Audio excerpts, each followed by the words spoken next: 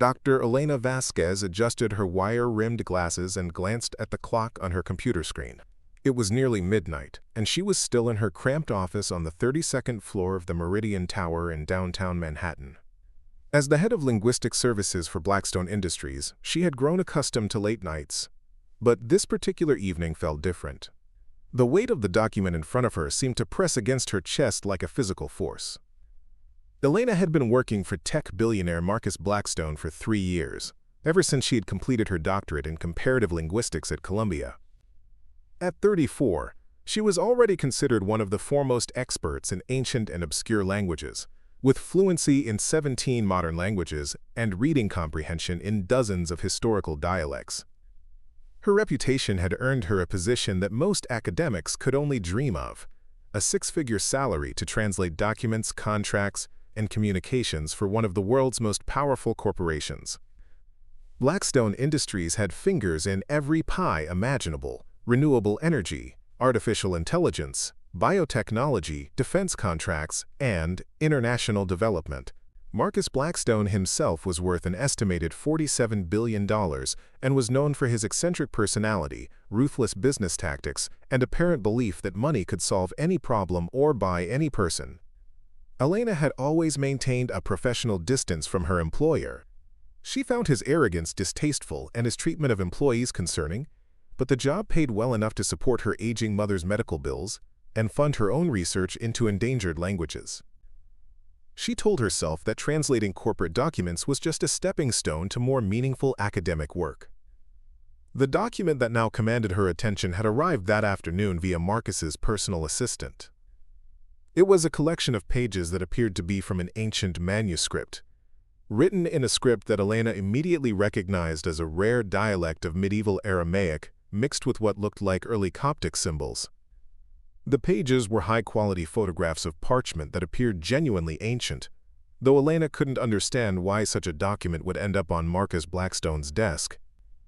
When she had called to ask about the context and urgency of the translation, Marcus himself had answered the phone, which was unusual. Typically, she dealt with his assistants or department heads. "Ah, Elena!" His voice had boomed through the speaker with his characteristic confidence. "I was wondering when you'd call about those pages. Fascinating stuff, isn't it?" "It's certainly unusual, Mr. Blackstone," Elena had replied carefully. "This appears to be a religious or philosophical text from approximately the 4th or 5th century. May I ask where it came from and what specific aspects you'd like me to focus on?" Marcus had laughed, a sound that always made Elena slightly uncomfortable because it never seemed to contain any genuine warmth. "That's exactly why I pay you the big bucks, Elena. You can look at some old scratches on paper and immediately know when they were made and what they might say." "I haven't actually translated it yet," Elena had corrected. "I'm just giving you my initial assessment based on the script and material. But this kind of work typically takes several days, possibly weeks if the text is damaged or contains unusual terminology." "Here's the thing," Marcus had continued, and Elena could hear the grin in his voice. "I've got a dinner party tomorrow night, and I made a little wager with some colleagues about whether anyone could actually read this thing. They think it's just decorative nonsense, but I have a feeling there's more to it." Elena had frowned. Using ancient manuscripts as party tricks struck her as deeply inappropriate, but she had bitten her tongue. "What exactly are you asking me to do?" "I need you to give me at least a rough translation by tomorrow evening. I know it's short notice, but here's what I'm thinking." Marcus had paused dramatically. "If you can crack this thing by 7 p.m. tomorrow, I'll triple your salary for the entire year. How's that for motivation?" Elena had nearly dropped the phone. Her annual salary was already substantial, but tripling it would mean over $400,000 for the year. It would be enough to pay off her mother's mounting medical debt, fund her research for the next decade, and maybe even allow her to pursue the teaching position she had always wanted without worrying about money. "Mr. Blackstone, that's very generous, but I want to make sure I understand correctly. You're offering to triple my annual salary if I can provide a translation of this document by tomorrow evening?" "That's exactly what I'm saying. Of course, it has to be accurate. I'll have other experts verify it eventually. But if you can give me something substantial to share with my dinner guests, consider it done. Think of it as a bonus for exceptional service." Elena had stared at the photographs of the ancient pages spread across her desk. "And if I can't complete it in that time frame, then you get your regular salary and no hard feelings. I know I'm asking a lot, Elena, but I also know you're the best at what you do. What do you say? Against her better judgment, Elena had agreed. The money was simply too significant to ignore, and she had always prided herself on rising to meet impossible challenges. Besides, she had worked with similar texts before, and while the timeline was aggressive, it wasn't entirely unreasonable. "Excellent," Marcus had said. "I knew I could count on you. Oh, and Elena? This stays between us for now. I don't want word getting out about our little arrangement until after the dinner party. You understand." Elena had spent the rest of the afternoon and evening immersed in the text. The dialect was indeed challenging, but not impossibly so. As she worked through the pages, a fascinating document began to emerge. It appeared to be a letter or series of instructions written by an early Christian scholar, discussing the location of what he called the repository of sacred truths, and detailing specific geographical landmarks and measurements. By 10 p.m., Elena had completed about 60% of the translation, and she was growing increasingly excited about the content. This wasn't just an academic curiosity. It appeared to be a genuine historical document that could provide new insights into early Christian communities and their practices. The level of detail in the geographical descriptions suggested that the writer had personal knowledge of the locations he was describing. But as Elena worked deeper into the text during the late evening hours, she began to encounter passages that made her increasingly uncomfortable. Mixed in with the religious and geographical content were detailed descriptions of valuable artifacts, precious metals, and what appeared to be systematic looting of sacred sites. The document wasn't just describing the location of early Christian communities, it was providing instructions for robbing them. By midnight, Elena had translated enough of the text to understand its true nature. The manuscript was a guide written by someone who had gained the trust of early Christian communities and was now documenting their treasures and vulnerabilities for what could only be described as organized theft. The religious language and scholarly tone were a veneer covering what amounted to a handbook for cultural destruction. Elena sat back in her chair, her mind racing. Why would Marcus Blackstone have such a document? And why was he so eager to have it translated quickly? The implications were disturbing, but Elena tried to convince herself that there could be innocent explanations. Perhaps Marcus had acquired the document legally and simply wanted to understand its historical significance. But her years of working in academic circles had taught her to recognize the patterns of the illegal antiquities trade. Wealthy collectors often acquired stolen artifacts and manuscripts, then sought translations to understand what they had purchased. The urgency Marcus had expressed, combined with his request for secrecy, suggested that this was not a legitimate academic inquiry. Elena spent the next several hours completing the translation, driven by a combination of professional obligation and growing curiosity about Marcus's true intentions. By 4 a.m., she had produced a complete English translation of the manuscript, along with detailed notes about the historical context and significance of the text. The finished translation painted a clear picture of systematic cultural theft conducted under the guise of scholarly research.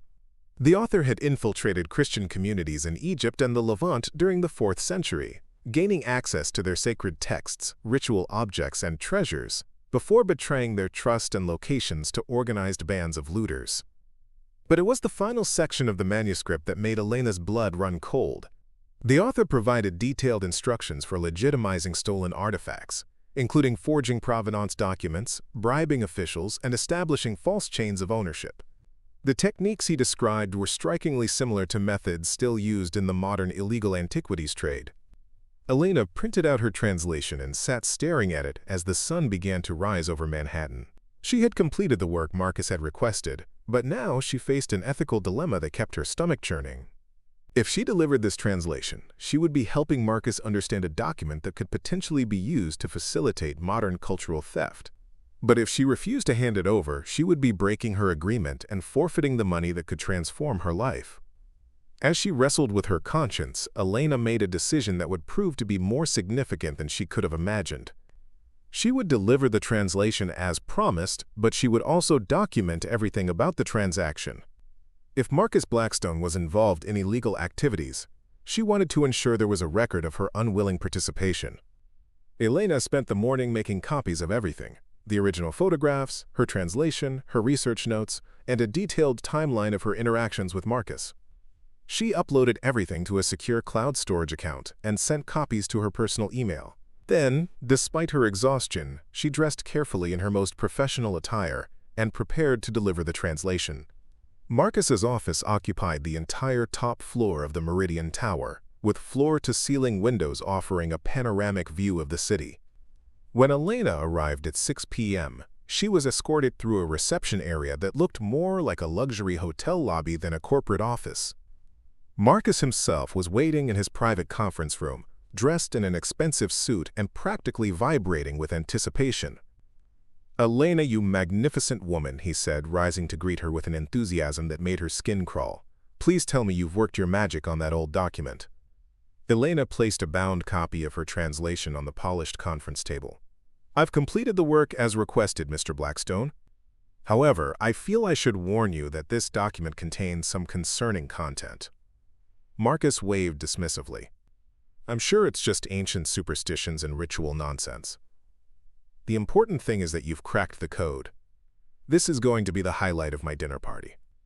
"Actually, Mr. Blackstone, this isn't a religious text at all. It's essentially a manual for cultural theft and artifact smuggling, written by someone who systematically betrayed early Christian communities. The techniques it describes are still used in the modern illegal antiquities trade." Marcus's eyes lit up with interest rather than concern. "Really? That's even better than I hoped. My guests are going to be fascinated by this." Elena felt a chill run down her spine. "Mr. Blackstone, may I ask where you acquired this document?" "Does it matter? The important thing is that we now know what it says." Marcus picked up the translation and began flipping through it eagerly. "This is incredible work, Elena. Truly exceptional. You've earned every penny of that bonus." "About that," Elena said carefully, "you mentioned tripling my salary for the year. I want to make sure we're clear about the terms of our agreement." Marcus looked up from the translation with a broad grin. "Oh, Elena, you didn't actually think I was serious about that, did you? I was making a joke. You know, motivating you to work faster. Triple your pay for translating ancient chicken scratches. It's funny when you think about it." Elena stared at him in disbelief. "Mr. Blackstone, you made a specific offer. You said if I could translate this document by today, you would triple my annual salary." "I completed the work as requested." Elena, Marcus said, his tone becoming condescending. "I think you misunderstood the nature of our conversation. I was being hyperbolic, using humor to encourage good work. Surely you don't expect me to pay you $400,000 for a single translation project." The casual dismissal hit Elena like a physical blow. She had worked through the night, wrestling with ethical concerns and pushing herself to complete an extremely challenging translation under an impossible deadline. And now Marcus was treating the entire arrangement as a joke. "Mr. Blackstone, I have our conversation recorded on my phone. You made a clear, specific offer and I accepted it. We had a verbal contract." Marcus's expression hardened. "Elena, I think you're confused about what constitutes a binding agreement. Even if I had made such an offer, which I'm disputing, you have no witnesses and no written contract. More importantly, I think you're forgetting who holds the power in this relationship." Elena felt her professional composure cracking. "Are you threatening me?" "I'm simply reminding you that you work for me. Your job, your reputation, your future in this industry, they all depend on maintaining good relationships with people like me. I'd hate to see you damage your career over a misunderstanding." Elena looked at Marcus Blackstone's smug face and felt something fundamental shift inside her. For 3 years, she had tolerated his arrogance and ethical flexibility because she needed the job. But this combination of exploitation and intimidation was a step too far. "Mr. Blackstone," she said, her voice steady despite her racing heart, "I did not misunderstand anything. You made me a specific offer, I fulfilled my part of the agreement, and now you're attempting to renege on your promise while simultaneously threatening my career. Elena, I think you should be very careful about the accusations you're making. I have lawyers who specialize in handling disgruntled employees who make false claims about their employers." Elena stood up and gathered her papers. "Then I suppose you'll be hearing from my lawyers as well. I have documentation of our agreement, and I intend to pursue every legal remedy available to me." Marcus laughed, the sound echoing off the conference room's glass walls. "Elena, you're a linguistics professor who translates old documents. Do you really think you can take on Blackstone Industries in court? I spend more on legal fees in a month than you make in a year." "We'll see about that," Elena replied, walking toward the door. "And Mr. Blackstone? You might want to be more careful about the documents you ask people to translate. Some of them might contain information that could be very embarrassing if it became public." Elena left the Meridian Tower with her world turned upside down, but her resolve crystallizing with each step. Marcus Blackstone had made a critical error in assuming that she would simply accept his betrayal and move on. He had also underestimated both her intelligence and her determination. Over the next several days, Elena threw herself into researching contract law and gathering evidence for her case. She discovered that New York State recognized verbal contracts under certain circumstances, particularly when there was clear consideration and acceptance from both parties. The recording she had made of their phone conversation would be crucial evidence. But as Elena delved deeper into the legal implications of her situation, she also continued thinking about the manuscript she had translated. The more she considered Marcus's reaction to learning what the document contained, the more convinced she became that he had known exactly what he was asking her to translate. His excitement about sharing the content with his dinner guests suggested that his social circle might include others involved in the illegal antiquities trade. Elena made another decision that would prove to be even more significant than her choice to sue for breach of contract. She began researching the provenance of the manuscript itself, using her academic connections and knowledge of the antiquities market to trace where such a document might have originated. What she discovered over the following weeks was even more disturbing than she had imagined. The manuscript appeared to match descriptions of documents that had been reported stolen from a monastery in Syria 3 years earlier, during the height of that country's civil war. Cultural heritage organizations had been tracking the theft and illegal sale of Syrian antiquities, and Elena's translation matched items on several international watch lists. Elena found herself in possession of evidence that could potentially link Marcus Blackstone to the illegal antiquities trade, evidence that had been created at his specific request and under his direct supervision. The implications were staggering. If Marcus was indeed involved in trafficking stolen cultural artifacts, her translation could be crucial evidence in a much larger criminal investigation. Elena contacted Dr. Sarah Chen, a former colleague who now worked with UNESCO's Cultural Preservation Program. Without revealing Marcus's identity initially, Elena described the manuscript and her concerns about its origins. "Elena, what you're describing sounds exactly like the monastery of St. Simeon documents that were looted in 2021, Sarah said during their video call. "The FBI and Interpol have been tracking those items for years. If you have access to one of these manuscripts, you need to contact law enforcement immediately." "Sarah, there's something else. The person who asked me to translate this document knew exactly what it was. He seemed excited when I explained that it was essentially a guide to cultural theft. I think he might be involved in trafficking these items." Sarah's expression became grave. "Elena, if you're right about this, you're not just talking about breach of contract anymore. You're talking about federal crimes, international trafficking, and potentially funding terrorist organizations. The sale of looted Syrian antiquities has been linked to financing for various armed groups." Elena felt the weight of the situation settling on her shoulders.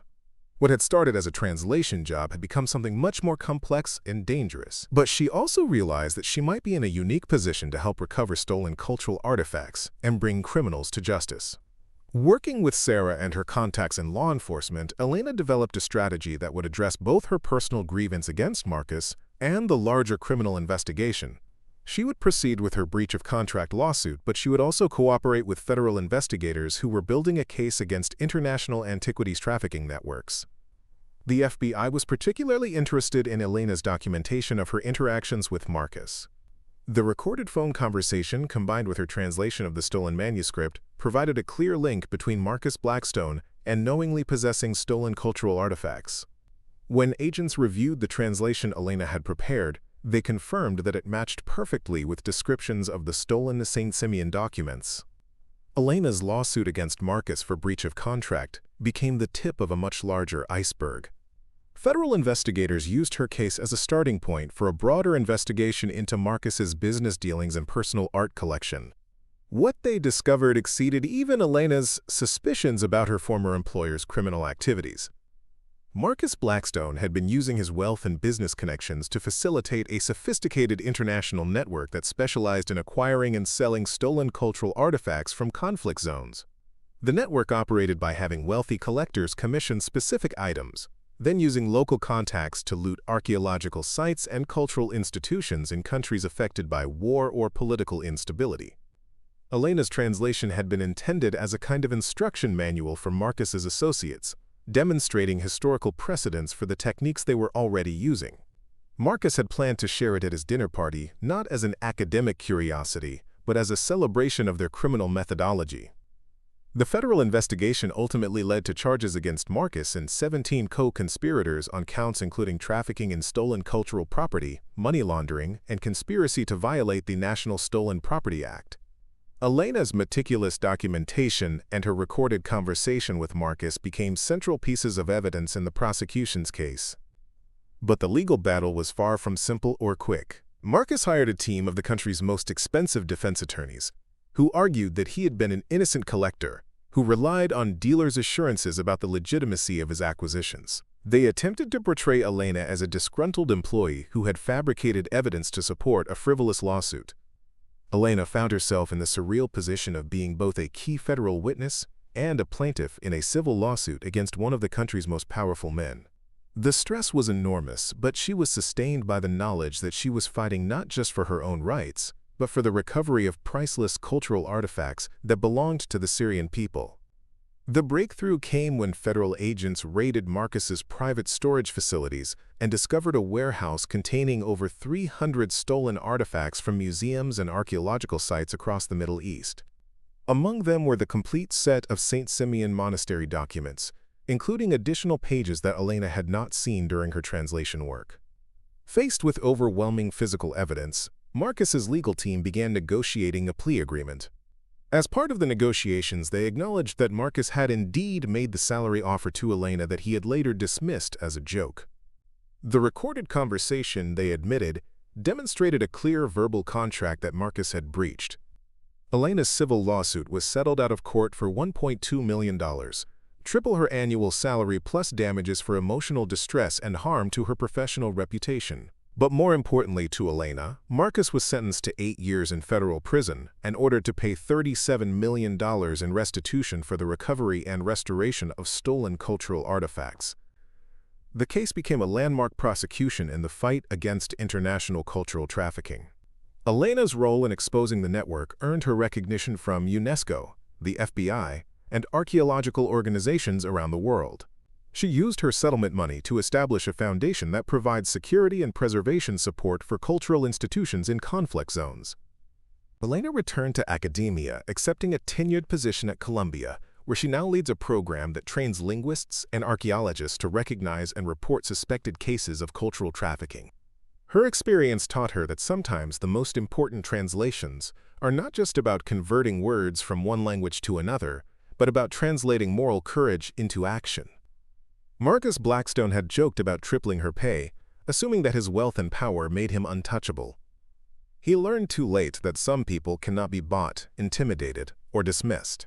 Elena had indeed translated his document, and in doing so, she had translated his criminal empire into federal prison sentences.